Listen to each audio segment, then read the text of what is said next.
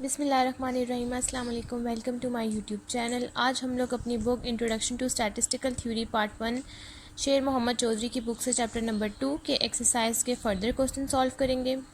इससे पहले हमने अपने एक्सरसाइज के क्वेश्चन नंबर 2.6 और 2.7 सॉल्व किया था। आज हम लोग 2.8 से फर्दर क्वेश्चन सॉल्व करेंगे।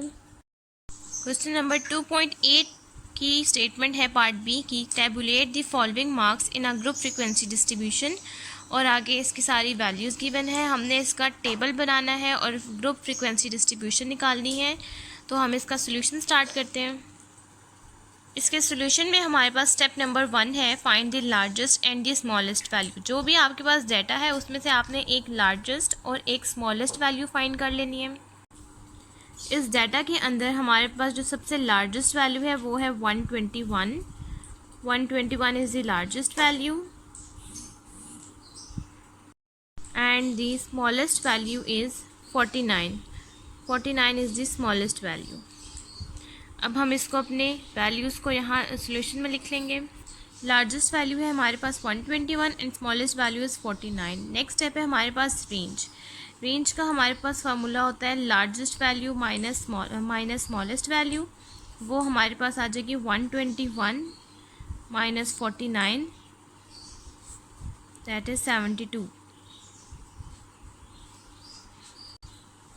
थर्ड स्टेप है हमारे पास find number of classes. Number of classes find करनी है। नंबर ऑफ़ क्लासेस का हमारे पास फार्मूला है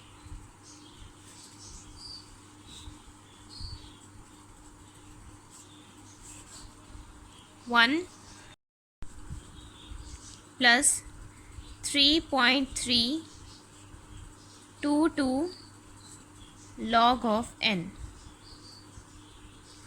कैपिटल N हमारे पास आ जाएगी नंबर ऑफ़ वैल्यूज़। जितनी हमारे पास वैल्यूज़ हैं वो हम इस डाटा में से काउंट कर लेंगे।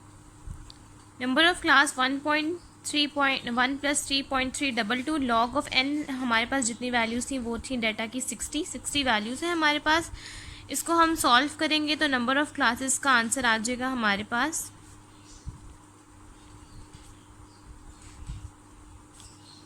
6.9, जो कि अप्रॉक्सीमेटली 7 के बराबर है। हमने इसको 7 कंसीडर कर लेना है क्योंकि 6.9 है तो ये राउंड ऑफ हो जाएगा 7, यानी कि हमारे पास नंबर ऑफ़ क्लासेस होनी चाहिए वो 7 होनी चाहिए, और जो रेंज है हमारे पास वो 72 होनी चाहिए। नेक्स्ट स्टेप है हमारे पास find class interval. Class interval निकालने के लिए हमारे पास फार्मूला है class interval is equals to range divided by number of classes.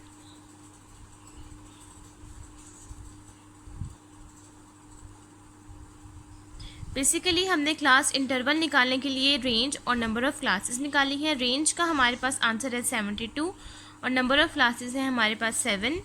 तो हम यहाँ लिखेंगे 72/7 इज इक्वल्स टू 10.2, जो कि अप्रॉक्सीमेटली आप 10 कंसीडर कर लें कि हमने 10 इंटरवल्स लेना है। जो भी हमारी वैल्यूज़ होंगी उनका गैप हमारे पास 10 आना चाहिए।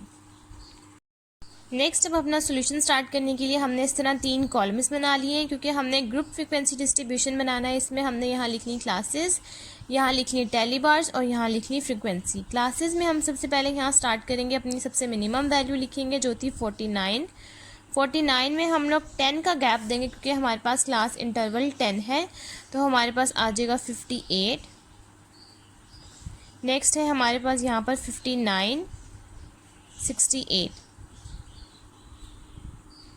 नेक्स्ट आएगा 69 to 78, 79 to 88। इस तरह से पूरी हम अपनी क्लासेस बना लें। हमारे पास जो मैक्सिमम वैल्यू थी वो थी 121।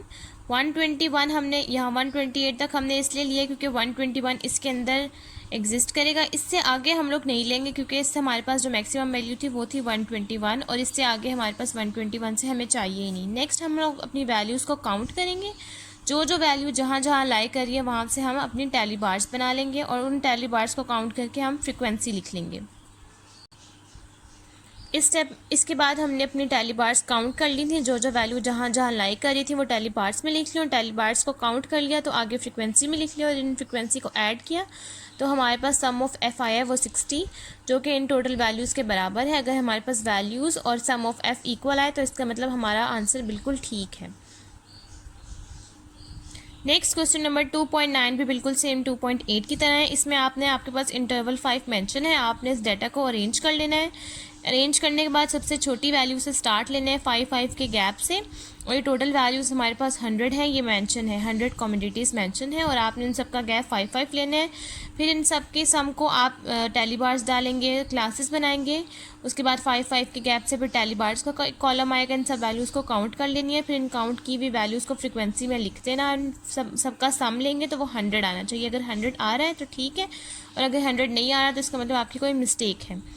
नेक्स्ट क्वेश्चन है 2.8।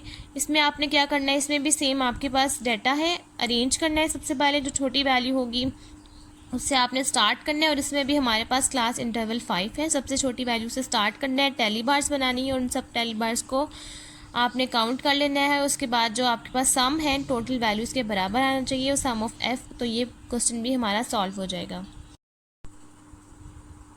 नेक्स्ट क्वेश्चन 2.11 में आपने ये करना है कि आपके पास ये क्वेश्चन दिया है जो कि है अनग्रुप फ्रिक्वेंसी डिस्ट्रीब्यूशन, और आपके पास जो डाटा है वो जो वैल्यूज़ हैं वो रिपीट हो रही हैं। तो इसमें हमने अनग्रुप इसलिए करना है कि आपके पास जो सबसे लीस्ट वैल्यू है, सबसे स्मॉलेस्ट वैल्यू है वो है 0 और सबसे मैक्सिमम वैल्यू है वो है 10। आपने क्लासेस बना लेनी है। सबसे पहले लिखना है 0, उसके बाद लिखना है 1, उसके बाद लिखना है 2, 3, 4, 5, 6, 7, 8, 9, 10, इस तरह वैल्यूज़ लिखनी है कॉलम वाइज। सेकंड कॉलम आपने बनाना है टैली बार्स का, नेक्स्ट बनाना है फ्रीक्वेंसी का।